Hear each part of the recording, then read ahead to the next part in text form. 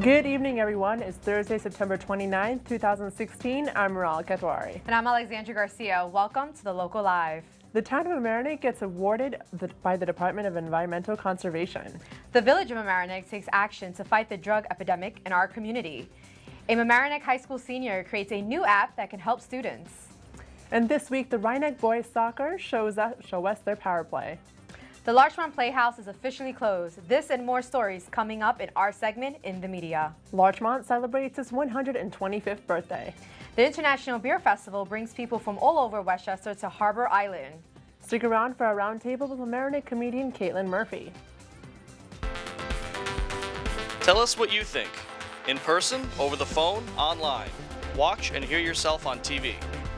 You tell us, we air it. This is the Local Live.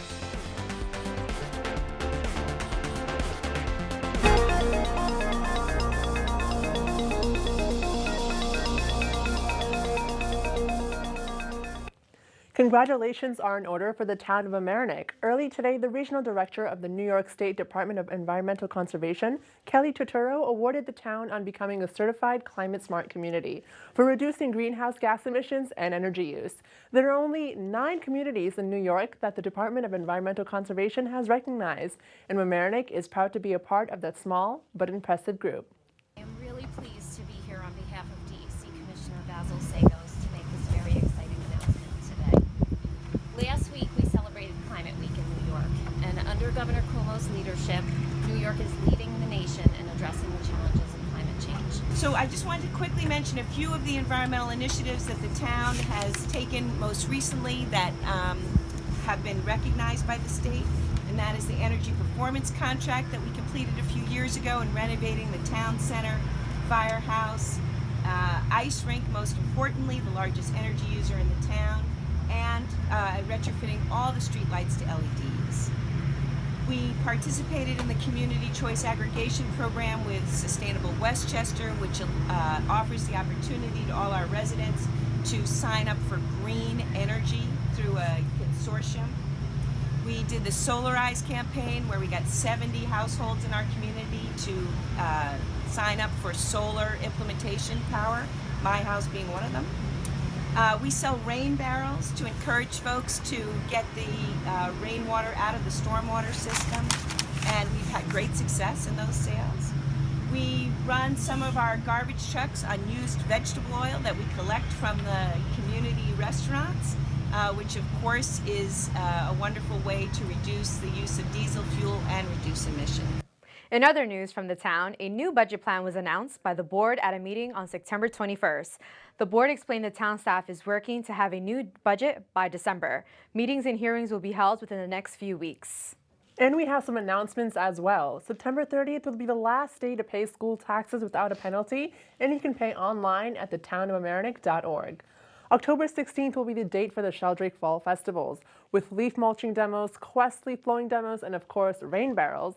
And lastly, starting October 1st, the Homics Ice Rink will be opening its doors for regular skating seasons. Village of Mamaroneck Mayor Norman Rosenblum and residents held a public forum on September 22nd to openly discuss the drug abuse happening in our community. The mayor told the Daily Voice that the effect of this epidemic and threat, in particular to our young people, as well as the general public, is unfortunately emphasized by the recent overdose deaths in the village of Mamaroneck of 3 young residents, 2 of which happened in the past couple of weeks. Recent fatal drug overdoses included a young man from Washingtonville and a 25-year-old woman from Shore Acres, which prompted a call to action.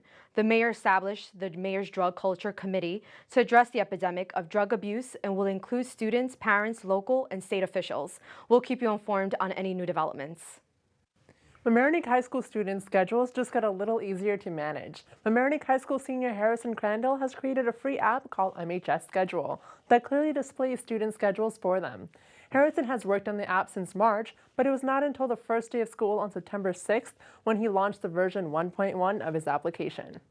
Crandall says he is getting positive feedback from his classmates. He says, "I'm still getting people stopping me in the halls, thanking me for MHS Schedule." For those students who still don't have the app, they can go to the iOS store on their iPhone and download it. At the moment, this application is not available for Android phones. In other news, Mamaroneck High School counselor Keith Yeiser retired after 33 years of serving the Mamaroneck School District.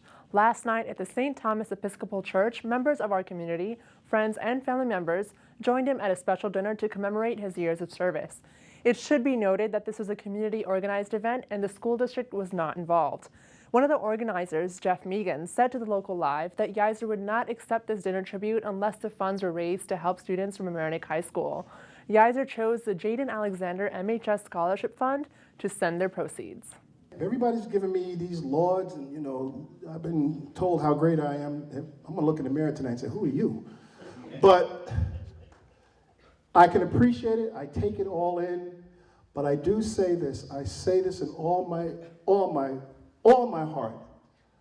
I was born and raised in Mamaroneck. Now I've been to Helsinki, Finland. I've been to Warsaw, Poland. I've been to Paris, France. I've been places that I guess I never thought I would be able to go. But there's one thing I know where my feet are, and it's a rock, and it's a foundation, which is Mamaroneck. And I'm going to leave you with this. It's from the 2 Chronicles, 7th chapter, 14th verse. If my people who are called by my name humble themselves and pray and seek my face, then and only then will I hear from heaven. I will forgive their sins and I will heal their land. This is a nation that needs healing, okay? And one of the things, there's two things I know when it came to kids being in my office, because I put that challenge to my son. My sons and my daughters, and a lot of kids, name the kids who had to be in my office and name the kids who just wanted to be there. Here's Jack Wells with what's trending in the media.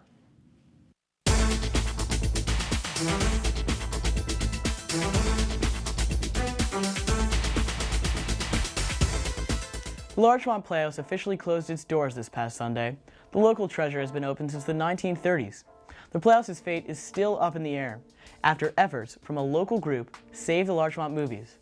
More than $600,000 have been pledged, but the fundraising is still ongoing. You can find more information about this on the Mamaroneck Daily Voice. Also on Sunday, the sports world suffered the loss of two great athletes, Arnold Palmer, a golf legend, and Jose Fernandez, Miami Marlins pitcher. Their losses came as a surprise. However, Fernandez did die abruptly in a boat crash. Both will be missed. To find out more on both, you can visit News 12. The summer is officially gone. With fall starting last week, it's time to have your fall jackets ready. Since lower temperatures are coming our way, our local patch outlines the upcoming fall weather, as well as bringing us the best places in Westchester to see the foliage. So visit the patch to find out more. An interesting story out of Scarsdale schools. Have you ever heard of esports? Well, some students, a part of the esports club, are participating in gaming tournaments and earning scholarship money. So check out LoHUD to learn more about this opportunity. And finally, the Pediatric Cancer Foundation of Blindbrook High School, a club that I'm glad to be a part of, raised over $1,000 during our Give Hope bake sale at the Westchester Mall this month to donate to local hospitals. This coinciding with Pediatric Cancer Awareness Month, so make sure you go to their Facebook page and the patch for more information. And that's it for this week in the media. I'm Jack Wells.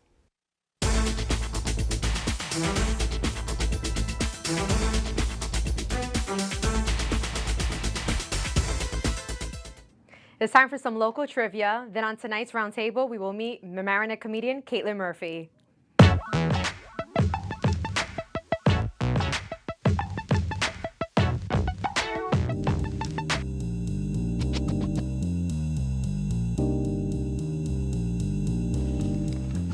Hello everyone, I'm here with Caitlin Murphy, a hilarious local comedian who has recently performed at the iconic Carolines. Congratulations on that, by the way. Thank you. Thank you so much for being here. Thank you for having me. So, how did you get your start in comedy? I started just a year ago. August 7th is my date that I started Your anniversary. comedy, my anniversary with comedy. I joke that I'm like in a relationship with comedy because it takes up a lot of your life. But I started, and I actually did a show with MTV, and they did a special segment on how I went to college to be a teacher, and that was my main plan. And then when I was in college, I did improv, And the improv is what made me realize, like, this is what I want to do. And so I got connected with MTV, and they did a whole thing about, like, oh, she wanted to be a teacher, but now she's wants to be a comedian. And then that's kind of what started my path with stand-up, because they were like, we want to get you on stage. And I was like, okay.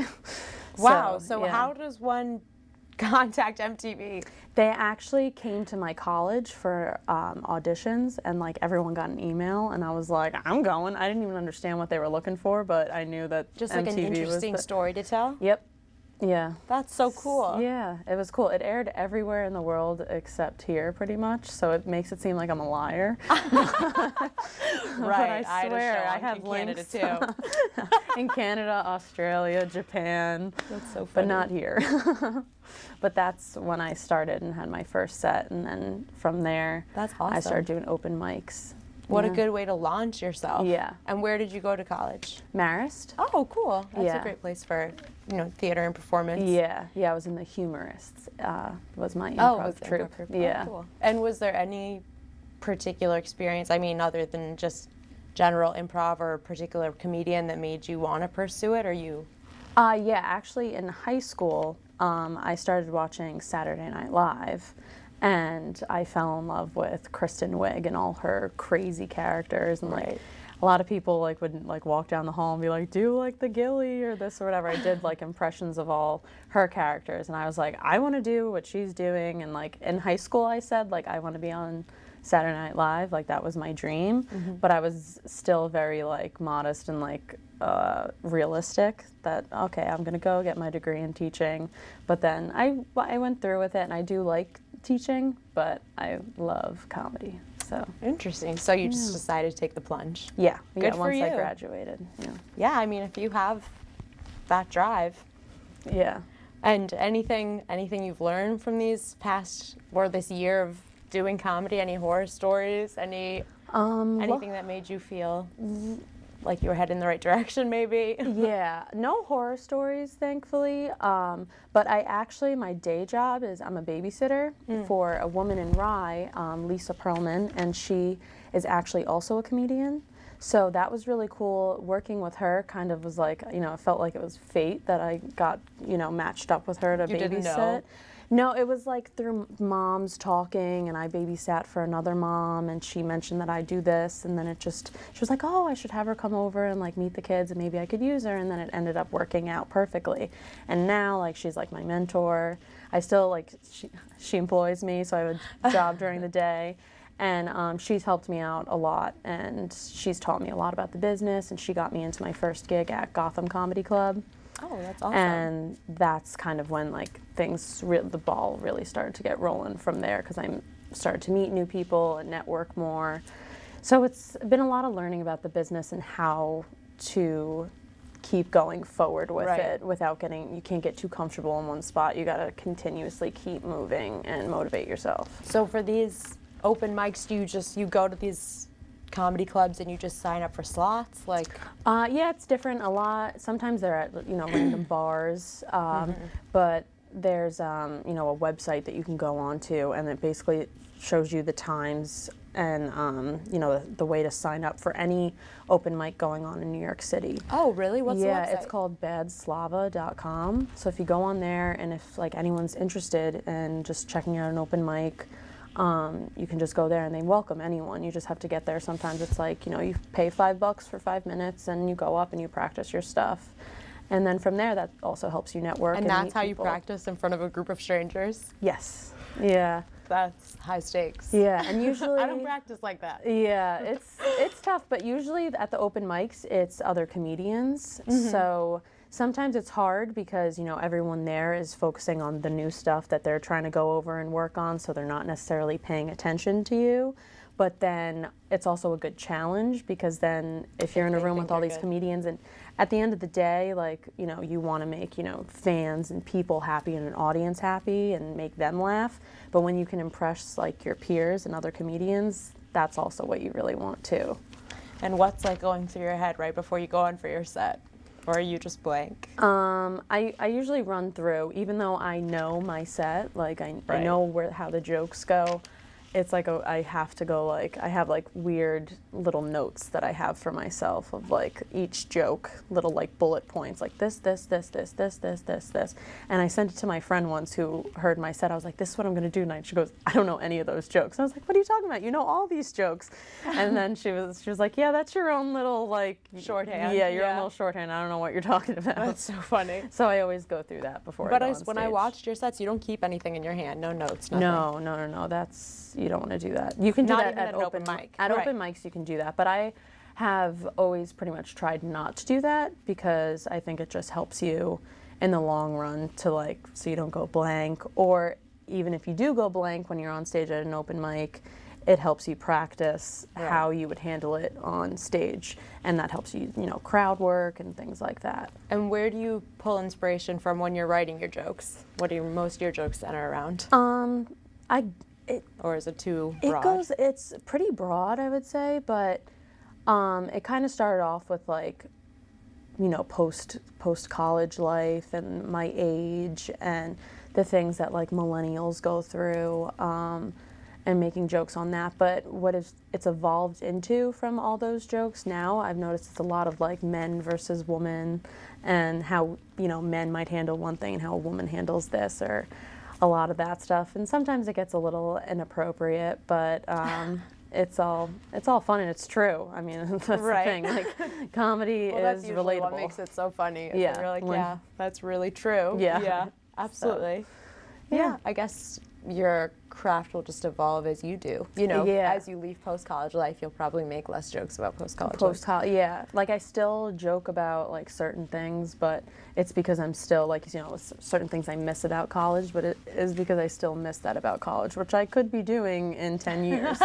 You never know. But then, like, there's also other things, just trying to get a hold on, like, adulting is, what I say. Right. Like, I'm trying to get a hold on this and things that I still have my mom do, and I feel like that's cool because I think sometimes an older crowd, like moms and parents, can relate to that, but then also like kids, in their 20s can also relate to that as well. And what do your parents think of your chosen career?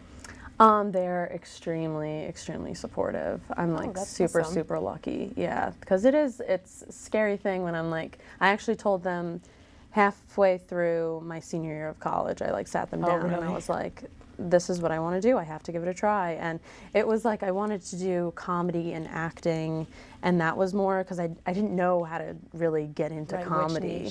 And they were like, okay, like we'll give you a year, and if it's not looking up, then you gotta like do stuff with teaching, And then a year went by, and on my 1-year anniversary, I performed at Dangerfield's Comedy Club. So they were like, yeah, all right, you can keep going. Oh, that's awesome! Wow. Yeah.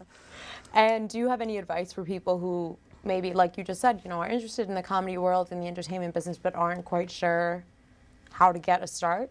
Yeah. Because, MTV is not coming to my school. Yeah, that was a very like lucky thing that I had there to get me started and push me. But to anyone who just like wants to get going on it and start it, is you just have to bite the bullet and go to an open mic and perform, because that is the best way to do it. You'll keep putting it off. Luckily for me, the MTV was like, we want you to do stand-up for like a follow-up segment. Oh, and I hadn't actually done stand-up yet. I had only done improv, and they gave me like 4 days notice, and they were like, we want you to have 7 minutes of stand-up. And I was like, what? 7 minutes? Yeah, and I was like, okay. So the first time that I did stand-up, it was on camera for MTV. That was the first time I ever did it. So you gotta bite the bullet. Like, I was forced to do it, but if I wasn't, I don't know how much longer I would have waited, because it is scary. I was scared to go up and do that, because with stand-up, it's, you've sat down, you've thought about these jokes, and you're like laughing to yourself about it. And then if you go on stage and no one laughs, that's really embarrassing. But then, like, I was so used to improv, it's like, well, if no one laughs, I just came up with it on the spot, so whatever. And what's next for you? What do you have planned? I have a lot of road gigs coming up, going out to Springfield, New Jersey at Scotty's Comedy Cove. Comedy Cove, I think.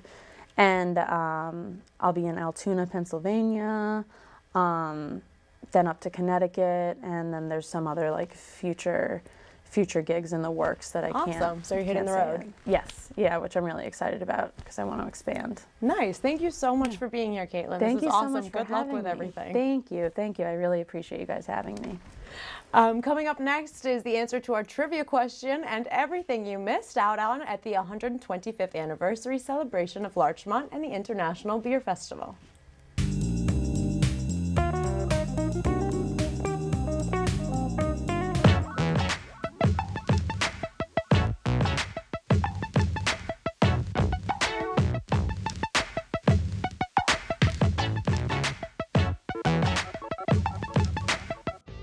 This week in sports, the Rhinebeck boys soccer team was stuck in a scoreless tie with Bronxville into the second half. Reed Peterson took a feed from Donovan Dunning to put the Panthers up in the LMC Varsity Sports Play of the Week.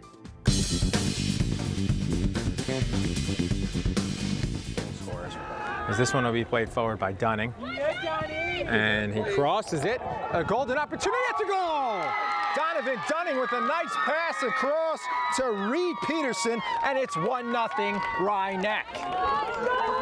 So the junior Dunning crosses it across the goal mouth, and Peterson beats Eddie Connor's near side, and it's 1-0 Panthers.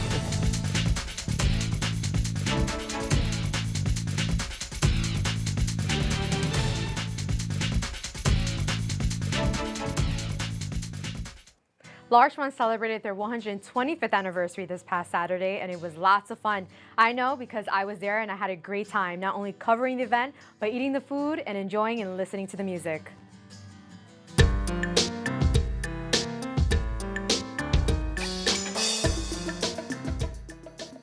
We're here celebrating the 125th anniversary in Larchmont with many local residents who have decided to come out and enjoy this wonderful day. We have so many activities, some of which include the annual Arts Festival, the Street Festival, and of course, the Truck Show.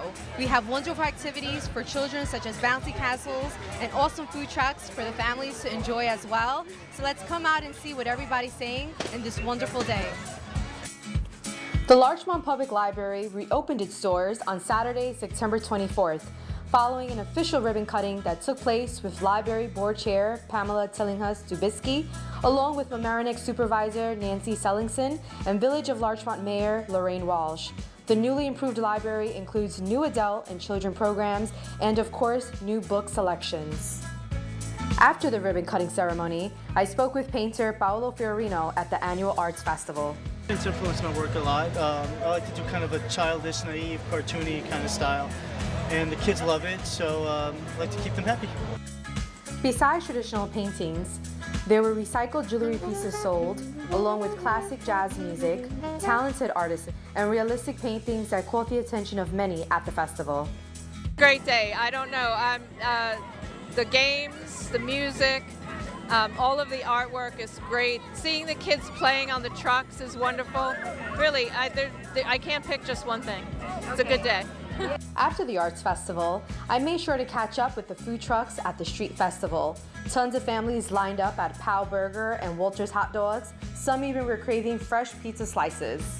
10 hours have gone into the planning of this event, and everybody's stepped up and done the right thing along the way, which is what makes Larchmont so great, because everybody that said they would get involved, got involved. I want to thank LMC just through all the years. You guys come to every event. It's all great stuff what you do, and the community thanks you for all of your hard work and dedication. I was even able to enjoy the live entertainment and the truck show. Some kids were even willing to tell me what was their favorite part of the Street Festival this year.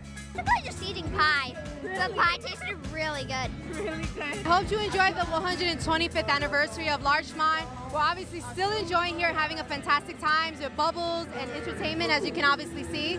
And so we hope to see you here again next year, same place and same channel. My name is Alexandria Garcia, reporting for the Local Live.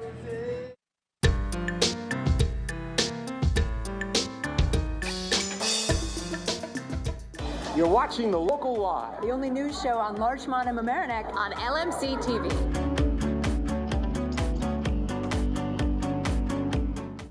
The third annual Halftime Beer Festival took place on Saturday and drew crowds of thousands. There was great music, great food. I could stand here and talk about it, but why don't I just show you? Let's roll the package.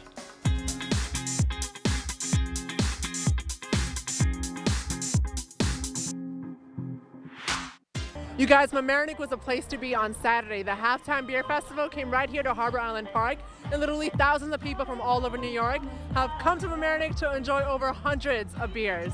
This is fantastic. This is actually my second year here, and it is a great time. Actually, it's the second time here, and I really love it. It's getting really extreme. I think every year they add a new level of insanity, making it better, more breweries, more people, more food trucks.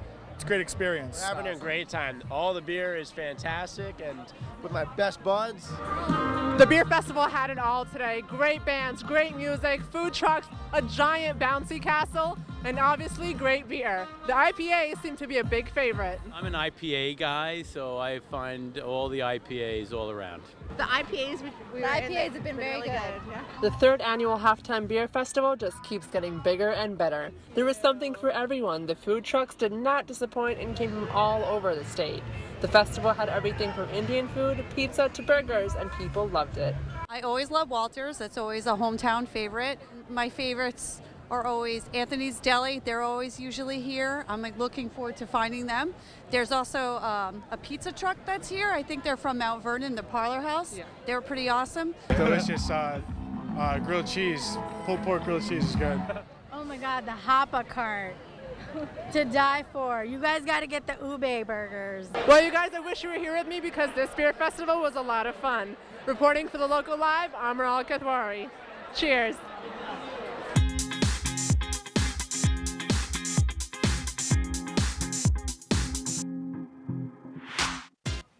Pez is a 1.5-year-old tabby cat. Pez was one of the youngest of his siblings, so he's used to having other cats around and rolling with the punches. He's very playful and very loving. For more information on how to adopt Pez or browse other adorable pets, go to www.ny-petrescue.org. If you'd like to keep us on air, support our program by checking out our website at www.lmc-tv.org and click the donate button in the upper right corner. We really appreciate any contribution. We're always welcoming new interns and volunteers, so send your emails to locallive@lmc-tv.org and join us. We love hearing from you. Thank you so much for watching. I'm Alexandria Garcia. And I'm Meral Kathwari. I'd like to give a shout out to one of our producers today. Happy birthday, Michael Bianco. See you next week for another episode of The Local Live.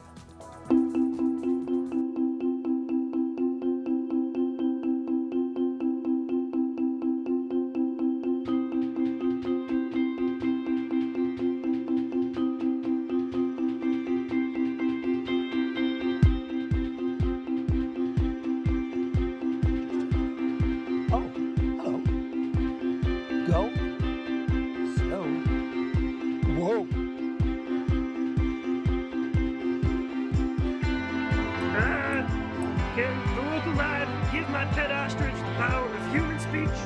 What? No.